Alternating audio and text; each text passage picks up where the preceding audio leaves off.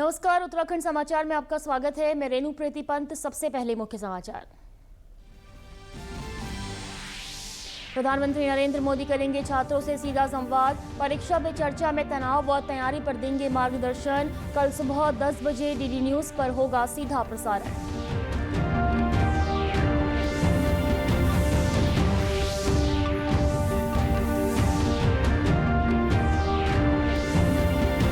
हरिद्वार में आयोजित संत सम्मेलन के दूसरे दिन देश के कई गणमान्य व्यक्तियों और राजनेताओं ने की शिरकत। मुख्यमंत्री पुष्कर सिंह धामी ने स्वामी सत्यमित्रानंद गिरी जी महाराज को बताया सनातन संस्कृति और राष्ट्र चेतना का प्रतीक।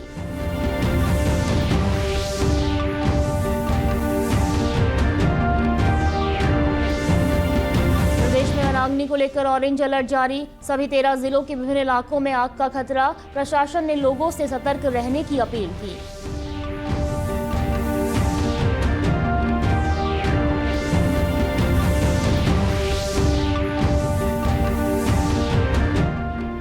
उत्तराखंड के बागेश्वर में राष्ट्रीय पैराग्लाइडिंग प्रतियोगिता का आगाज। देश भर के 96 पायलट भर रहे उड़ान। साहसिक पर्यटन को मिलेगा बढ़ावा।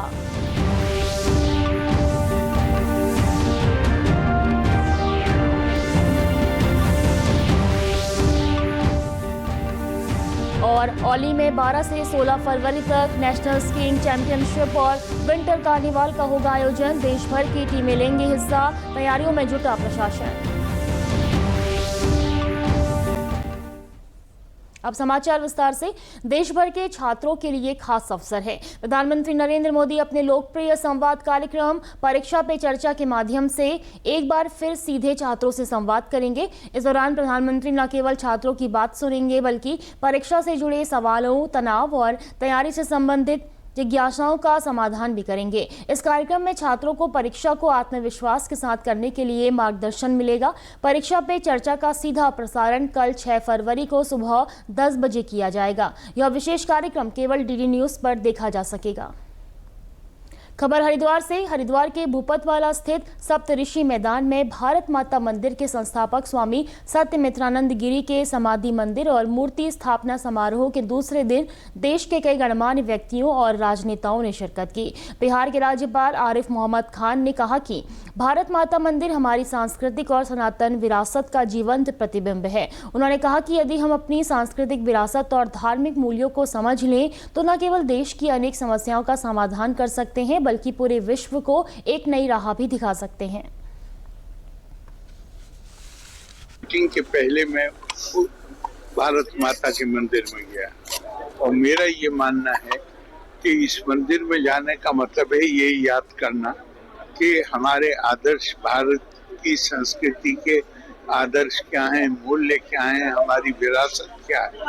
और वो अगर हमें बोध हो जाए और हमें उसका गर्व हो जाए और वो हमारे आचरण में आ जाए तो मैं ये मानता हूँ, मेरा ये निश्चित मत है, न केवल भारत की समस्याओं का समाधान हो जाएगा बल्कि हम दुनिया को एक रास्ता दिखा सकते। मुख्यमंत्री पुष्कर सिंह धामी ने कहा कि स्वामी सत्यमित्रानंद गिरी जी महाराज ने समाज की एकता और अखंडता के लिए अपार त्याग किया। उन्होंने समाज और सभी धर्मों को जोड़ने के लिए उल्लेखनीय योगदान दिया और सनातन संस्कृति को आगे बढ़ाने के लिए सदैव तत्पर रहे। मूर्ति स्थापना समारोह यहाँ पर स्वामी अवधेशानंद गिरी जी के द्वारा उनके गुरुदेव ब्रह्मलीन संत सत्यमित्रानंद जी के उनके स्मरण में किया जा रहा है। निश्चित रूप से उनका बहुत बड़ा त्याग रहा, बहुत तपस्या रही। भारत माता मंदिर स्थापित किया, समन्वय ट्रस्ट, समन्वय का काम उन्होंने अपने कालखंड में किया और हमेशा समाज के लिए वो समर्पित रहे। हमेशा संस्कृति को आगे बढ़ाने में उनका बहुत बड़ा योगदान रहा। मध्य प्रदेश के मुख्यमंत्री मोहन यादव ने कहा कि स्वामी सत्यमित्रानंद गिरी महाराज ने समाज में एकता और समरसता स्थापित करने में अतुलनीय योगदान दिया।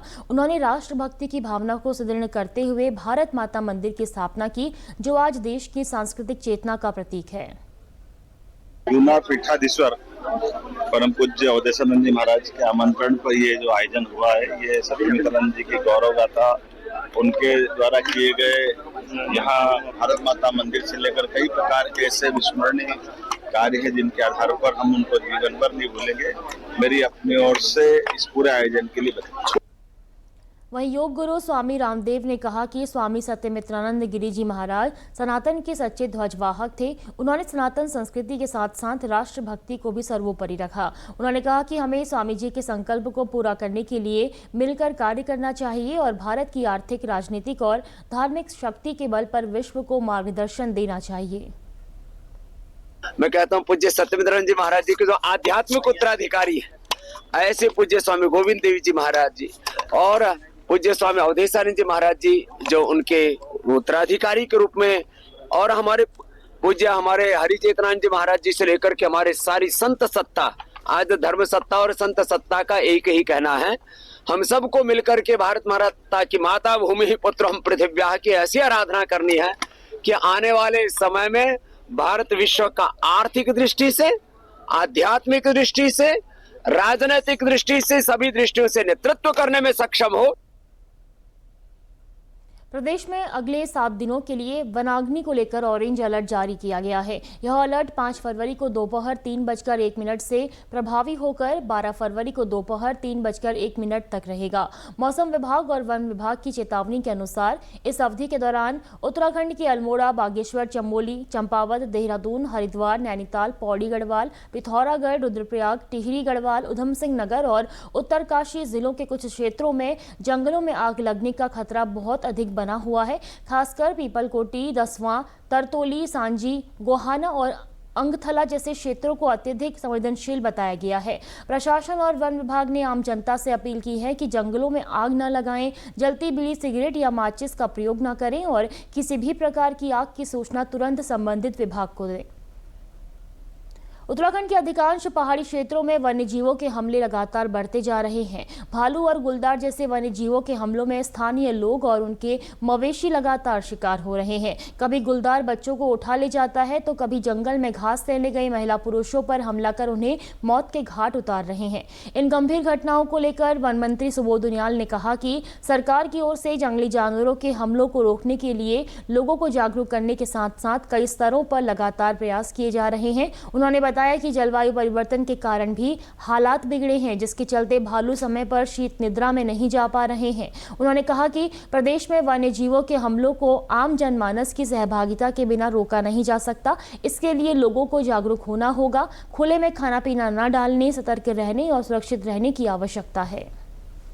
भालू वाला जो था कि भालू के हमले की घटनाएं ज्यादा हुई और इसके पीछे परीक्षण करने के निर्देश भी दिए गए और प्रथम दृष्टया तो ये लगता है कि जो जलवायु परिवर्तन है इसका बहुत बड़ा कारण है, जो क्योंकि ये भालू अक्टूबर, नवंबर, दिसंबर में स्लीपिंग मोड में चल जाता था, जिसे हाइबरनेशन कहते हैं, और 3 महीने तक सोया रहता था। इस बार उसका हाइबरनेशन में न जाना और जो प्रजाति 3 महीने सोती हो, अगर कोई नींद नहीं मिलेगी तो नेचुरली उसके अंदर एक इरिटेशन होगा और वो एग्रेसिव भी होगा और उसी में कहीं ना कहीं मानव वन्यजीव संघर्ष बढ़ा।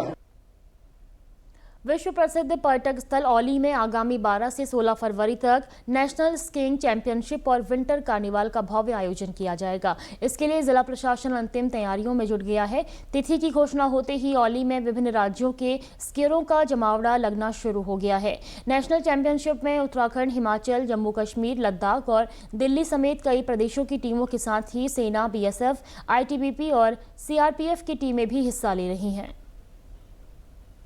12 से 16 तक अभी जो जानकारी मिली उसके अनुसार विंटर गेम्स होने हैं होली में। इसके लिए जो नोडल एजेंसी है वो पर्यटन विभाग है। बाकी प्रशासन के तौर पर सारी प्रशासनिक व्यवस्थाएं सुनिश्चित की जा रही हैं। इसके लिए आज जल्दी ही एक बैठक भी बुलाई जाएगी। सभी स्टेक होल्डर्स को आवश्यक दायित्व और निर्देश उसमें प्रदान कर दिए जाएंगे।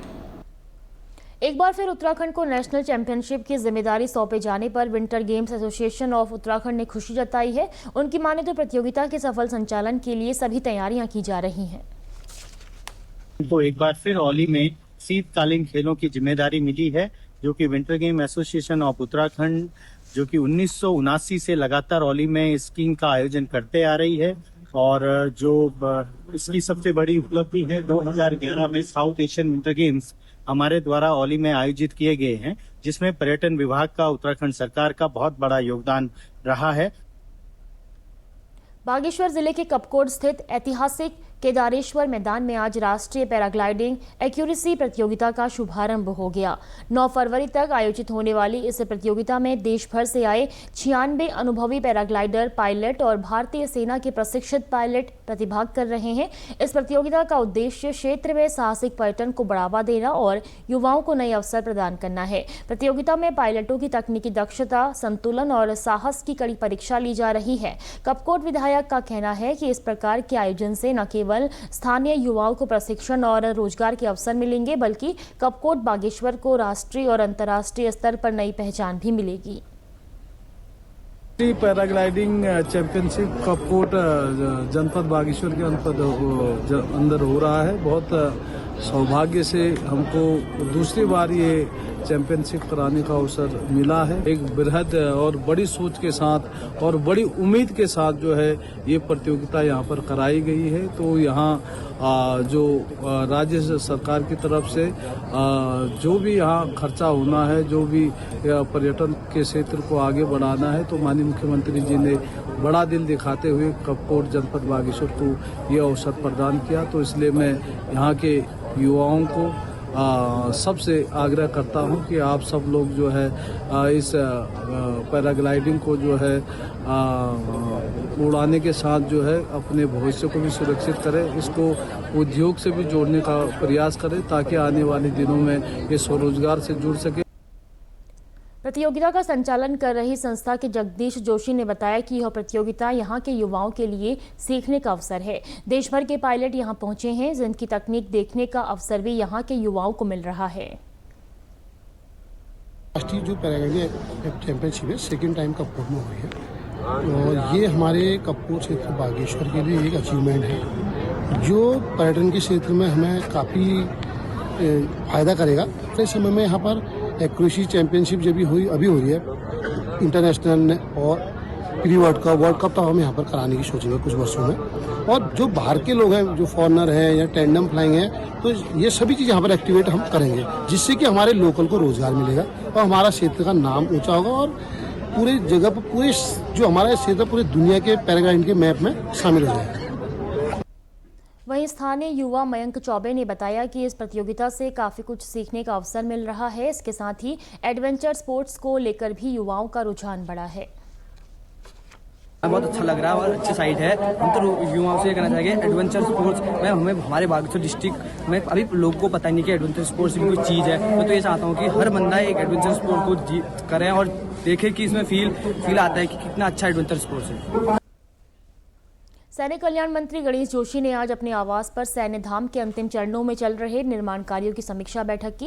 बैठक के दौरान उन्होंने अधिकारियों को निर्देश दिए कि शेष निर्माण कार्यों को समयबद्ध तरीके से जल्द पूरा किया जाए। सैनिक कल्याण मंत्री ने सचिव सैनिक कल्याण और विभागीय अधिकारियों के साथ सैन्य धाम के लोकार्पण की तैयारियों को लेकर विस्तृत चर्चा की। उन्होंने कहा कि सैन्य धाम के निर्माण को रोकने को लेकर दायर की गई जनहित याचिका को हाईकोर्ट ने खारिज कर दिया है। हाईकोर्ट ने अपने फैसले में साफ किया कि जिस भूमि पर सैन्य धाम का निर्माण किया जा रहा है वह वन भूमि की श्रेणी में नहीं आती। सैनिक कल्याण मंत्री ने अधिकारियों को लोकार्पण की सभी तैयारियों को सुचारू और समयबद्ध रूप से पूर्ण करने के आवश्यक दिशा निर्देश भी दिए। उन्होंने कहा कि मुख्यमंत्री पुष्कर सिंह धामी से जल्द समय लेकर सैन्य धाम का भव्य लोकार्पण किया जाएगा। यहां रुकेंगे एक छोटे से ब्रेक के लिए, जल्द लौटते हैं आपके बीच।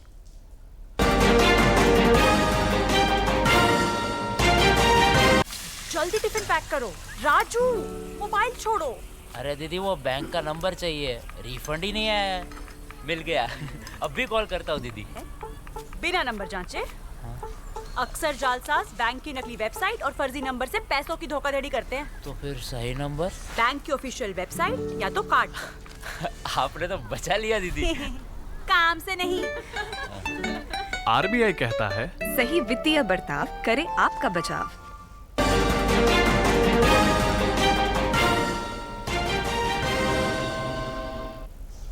ब्रेक के बाद एक बार फिर आपका स्वागत है। खबरों में आगे बढ़ेंगे। जन जन की सरकार जन जन के द्वार कार्यक्रम लोगों की समस्याओं के समाधान का जरिया बन रहा है। प्रदेश के सभी 13 जिलों में अब तक 562 जनसेवा शिविर आयोजित किए जा चुके हैं, जिनमें 4,42,301 से अधिक नागरिकों ने सक्रिय भागीदारी की है। इन शिविरों में आमजन की शिकायतों और समस्याओं को प्राथमिकता के साथ सुना गया और समस्याओं का मौके पर समाधान के साथ ही समयबद्ध तरीके से निस्तारण भी किया जा रहा है। अभियान के तहत अब तक कुल 43,507 शिकायतें प्राप्त हुई, जिनमें से 29,363 का सफलतापूर्वक निस्तारण किया जा चुका है।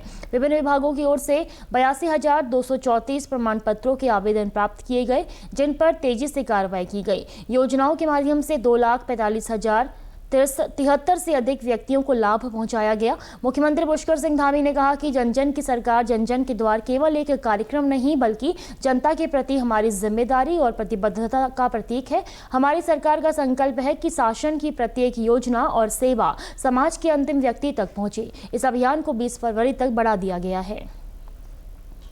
वहीं देहरादून में जन जन की सरकार जन जन के द्वार कार्यक्रम के तहत ग्राम पंचायत द्वारा ब्लॉक रायपुर में बहुउद्देशीय शिविर का आयोजन किया गया। इस दौरान कैबिनेट मंत्री सुबोध उनियाल ने बताया कि आज के शिविर में 70 से ज्यादा शिकायतें सुनी गई हैं, जिनमें से कुछ का मौके पर ही समाधान कर दिया गया। वहीं कुछ शिकायतों में कार्यवाही के लिए संबंधित अधिकारियों को निर्देश भी दिए गए हैं। द्वारा में ये का आयोजन किया गया था, जहाँ पर 80 शिकायतें आई और ज्यादातर शिकायतों का यहीं पर निदान हो गया और कुछ शिकायतों को टाइम बाउंड निर्देश दिए गए कि इतने दिन के अंदर इनका निस्तारण कर लिया जाए, ताकि आम आदमी को राहत मिल सके। वहीं जिलाधिकारी सविन बंसल ने बताया कि देहरादून में आज 32वें शिविर का आयोजन किया गया। इस दौरान सड़क, बिजली, पानी, जमीन जैसी शिकायतें आई। शिविर में सैकड़ों लोगों ने लाभ उठाया। जिला समाज कल्याण विभाग द्वारा वरिष्ठ जनों को मुफ्त स्वास्थ्य संबंधी उपकरण मुहैया कराए गए। इसके साथ ही विभिन्न विभागीय योजनाओं का लाभ भी जनता को मिला। देहरादून में ये आज हमारा 32वां शिविर है द्वारा हमारे क्षेत्र में, और आज भी हमारे लगभग 100 ऐसे प्रकरण सामने आए हैं कि जिसमें बिजली, पानी और सड़क को हम किस तरह से और सुलभ बना सकते हैं, कहीं पर कोई कोऑर्डिनेशन है आपस में डिपार्टमेंट्स में या शासन से कोई परस्यू करना है, हमारा कोई प्रस्ताव चल रहे हैं। हमारे जितने कृषि उद्यान के यंत्र हैं, जितने हमारे Aadhaar card, UDID card, Ayushman card और स्वास्थ्य जांचें, हमारे पेंशन्स, हमारे जितने भी दिव्यांग के उपकरण, वो सारे ऑन द स्पॉट वितरित किए गए हैं और करीब 250 प्रतिभागियों द्वारा यहाँ पर लाभ उठाया गया है। शिविर में आए ग्रामीणों ने बताया कि गांव में पहली बार इस तरह का कैंप लगा है, जिसमें सरकार के सभी विभागों के अधिकारी एक ही मंच पर मौजूद रहे और ज्यादा से ज्यादा जनता को लाभ मिला। सरकार ने बहुत वो कर रखा है, शुगर टेस्ट हो रहा, ब्लड टेस्ट हो रहा और बीपी टेस्ट हो रहा और उसकी दवाई दी जा रही फ्री सेवा में। ये जो है जनता दरबार लगा है, ये गांव गली उनके लिए सुविधाएं दे रहे, बहुत अच्छा है सरकार को। हमें बड़ी खुशी की बात हुई जो हमारे गांव में कैंप लगा है। एक कार्ड के लिए हमें देहरादून जाना पड़ता था और 100-200 रुपये किराए गरीब आदमी पता नहीं कहाँ से लाते हैं, और यहीं पे हमें मुफ्त में प्राप्त हो गया। नैनीताल के प्रभारी सचिव चंदेश यादव ने जिले के विकास कार्यों की समीक्षा बैठक की। बैठक में सभी विभागीय अधिकारियों ने शिरकत की और प्रभारी सचिव को कार्य प्रगति की विस्तृत जानकारी दी। इस दौरान प्रभारी सचिव ने काम की गुणवत्ता पर जोर देते हुए सभी विभागों को त्वरित गति से कार्य पूरा करने के निर्देश दिए। जनपद में जो हमारी जिला योजना है, राज्य योजना है, इसमें जनपद ने अच्छा काम किया है। फाइनेंशियल प्रोग्रेस में जैसा कि बताया भी गया है कि ये जनपद जो है राज्य में पहले स्थान पर अभी आया है, लेकिन इसके फिजिकल वेरिफिकेशन की भी रिक्वायरमेंट है। हम बहुत सारी रोजगार परक योजनाओं पर सरकार काम कर रही है। विभिन्न योजनाएं हैं अलग अलग विभागों की, जिसमें ट्रेनिंग कराई जा रही है, सब्सिडी दी जा रही है, लेकिन उसका उपयोग करने वाले लोग कितना ग्राउंड लेवल पे काम कर पा रहे हैं, उसकी वजह से हमारे पलायन की रोकथाम में कितनी मदद मिली है, इन सब पर भी हमें ग्राउंड लेवल पर देखना है, जिसके बारे में आज बैठक में निर्देश दिए गए हैं। और मैं उम्मीद करता हूं कि अगली बार जब हम आएंगे तो इसमें एक पॉजिटिव फीडबैक हमें मिले। चमोली जनपद के कर्णप्रयाग विकासखंड स्थित राजकीय इंटर कॉलेज उज्जवलपुर का नया विद्यालय भवन जर्जर हालत में है। भवन की खराब स्थिति के चलते छात्र छात्राएं और शिक्षक हर समय दुर्घटना की आशंका में पठन पाठन कर रहे हैं। इस विद्यालय में सेम, भटोली, तोप, खगेली, रामधार और सिरोली सहित कई गांव के विद्यार्थी पढ़ते हैं। विद्यालय के प्रधानाचार्य हरिश्चंद्र कांडवाल ने बताया कि मुख्य भवन पूरी तरह क्षतिग्रस्त हो चुका है और फिलहाल पढ़ाई जूनियर हाई स्कूल भवन में वैकल्पिक व्यवस्था के तहत कराई जा रही है। उन्होंने घटिया निर्माण कार्य को इसकी प्रमुख वजह बताया। भवन तो पूर्ण क्षतिग्रस्त हो चुका है और हमारा जो विद्यालय का पठन पाठन है वो वैकल्पिक व्यवस्था है, टिन सेट पे है और जूनियर हाई स्कूल का जो मुख्य भवन है उसी पर 20 मान के हम चल रहे हैं। एक विधायक निधि, सांसद निधि के 2 कमरे हैं, उन पर चल रहा है। बाकी TSDC द्वारा टिन सेट दिए गए थे और उसमें छोटे छोटे 6 कमरे हैं। उन कमरों को हमने जनता के सहयोग से प्लाई लगा के और नीचे टाइल्स लगा के उनको फिर। राजकीय इंटर कॉलेज उज्जवलपुर में मुख्य भवन की खराब स्थिति के कारण विद्यार्थियों का पठन पाठन सुचारू रूप से नहीं हो पा रहा है। विद्यालय भवन में बने एक बड़े हॉल को 8 हिस्सों में विभाजित कर कक्षाओं का संचालन किया जा रहा है। छात्रा कनिष्का और छात्र शशांक नवानी का कहना है कि भवन की जर्जर स्थिति के कारण उनके पठन पाठन और शैक्षिक गतिविधियों में लगातार परेशानियां आ रही हैं।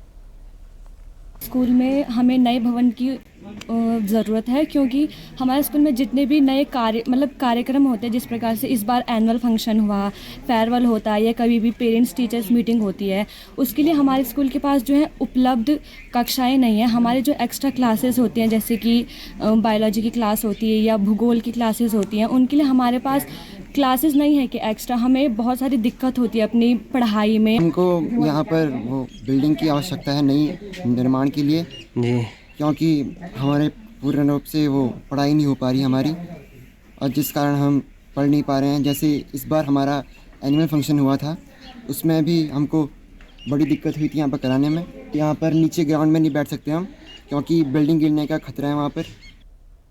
वहीं खंड शिक्षा अधिकारी कर्णप्रयाग विनोद सिंह मटोड़ा ने बताया कि इस विद्यालय भवन का निर्माण साल 2001 में किया गया था और वर्ष 2003 में भवन बनकर तैयार हो गया था, लेकिन यह भवन विभाग को हैंडओवर नहीं हो पाया। उन्होंने बताया कि भवन के पुनर्निर्माण के लिए 2 करोड़ 88 लाख रुपये का एस्टीमेट शासन को भेजा गया है। शासन स्तर पर बैठक के बाद नए भवन को स्वीकृति प्रदान की जाएगी। जहाँ तक मेरे सिंगन में आया है 2000 और 2001 में भवन निर्माण शुरू हुआ था और 3 में बन चुका था, लेकिन हैंडओवर नहीं हो पाया और उससे पहले वहाँ दीवार धस गई थी, इससे भवन क्षतिग्रस्त हो गया था। इसके पश्चात हमने प्रस्ताव शासन को भेजा था, तो शासन ने 2 करोड़ 88 लाख और 56 हज़ार रुपये का जो एस्टिमेट्स का बनाया है विभाग से। इस संदर्भ में 18 फरवरी 2026 को हमारी बैठक है शासन में डायरेक्टर साहब के साथ, तो मुझे उम्मीद है कि स्वीकृत हो जाएगा इस पर।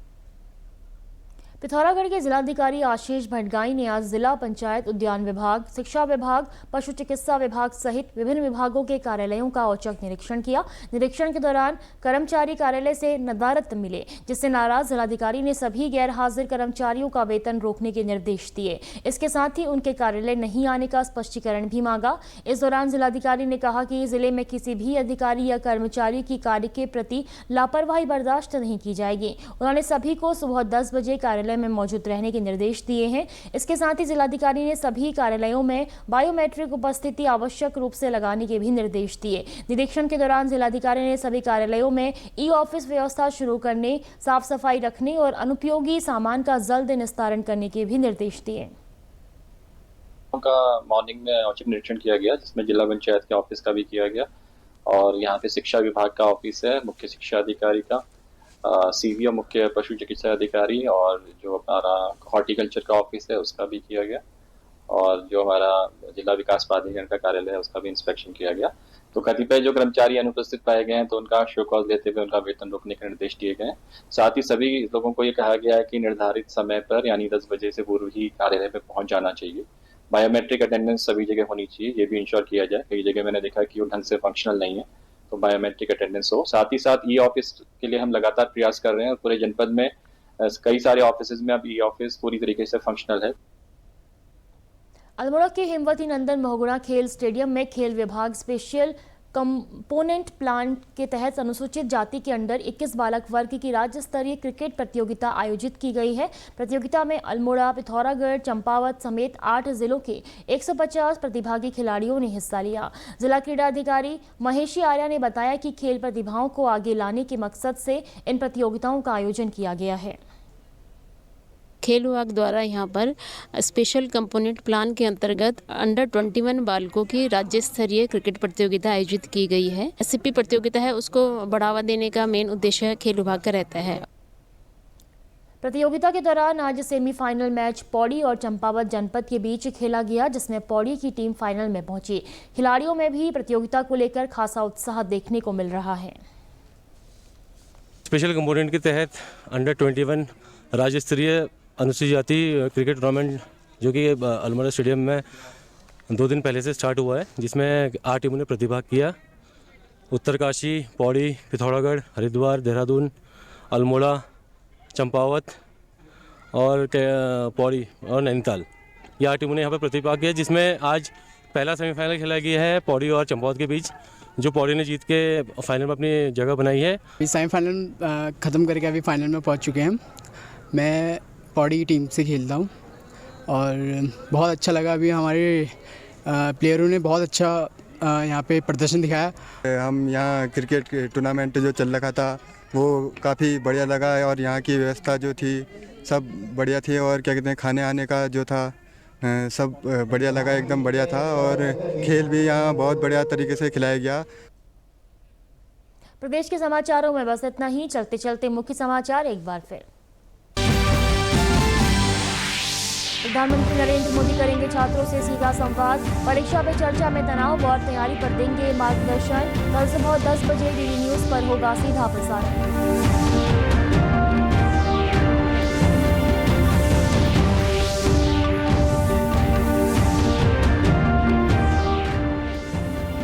हरिद्वार में आयोजित संत सम्मेलन के दूसरे दिन देश के कई गणमान्य व्यक्तियों और राजनेताओं ने की शिरकत। मुख्यमंत्री पुष्कर सिंह धामी ने स्वामी सत्यमित्रानंद गिरी जी महाराज को बताया सनातन संस्कृति और राष्ट्र चेतना का प्रतीक।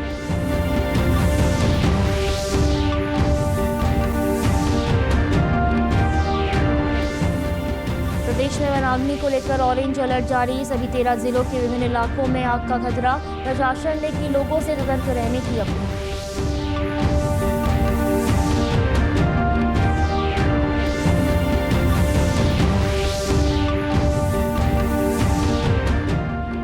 उत्तराखंड के बागेश्वर में राष्ट्रीय पैराग्लाइडिंग प्रतियोगिता का आगाज। देश भर के 96 पायलट भर रहे उड़ान। साहसिक पर्यटन को मिलेगा बढ़ावा।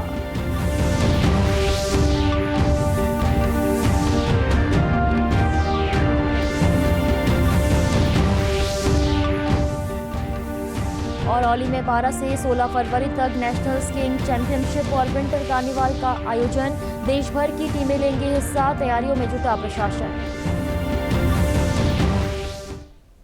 प्रदेश से जुड़ी अपडेट्स के लिए आप हमसे सोशल मीडिया के माध्यम से भी जुड़ सकते हैं। हमारा एक्स हैंडल है DD_News_देहरादून। हमारा फेसबुक पेज है DD न्यूज़ उत्तराखंड। हमारे YouTube channel DD news Uttarakhand को आप सब्सक्राइब करें और हमारे Instagram page DD news Uttarakhand को भी फॉलो करें।